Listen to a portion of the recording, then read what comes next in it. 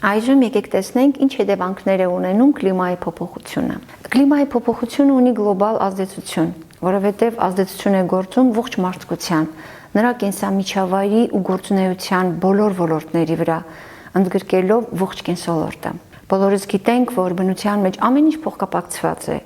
եւ նրա բաղկացուցիչներից մեկի անգամ աննշան փոփոխությունը հանգեցնում է մյուսների փոփոխությանը։ Դա է պատճառը, որ մոլորակի վրա ջերմաստիճանի բարձրացմանը զուգահեռ կարող են տեղի ունենալ նաև այլ փոխկապակցված փոփոխություններ։ Կլիմայի փոփոխության հետևանքով կլիմայական համակարգը շեղվում է իր հավասարակշռված ռեժիմից, հալչում են սառցադաշտեր ու բազմամյա սառցույթը, բարձրանում է համաշխարհային օվկիանոսի մակարդակը, հաճախակի են դառնում ջրհեղեղները,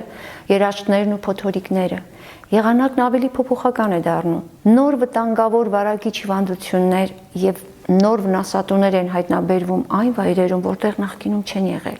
Բացի այդ, կլիմայի փոփոխությունը կարող է հանգեցնել նոր պայմաններին չհարմարված շատ բույսերի եւ կենդանիների ոչնչացման,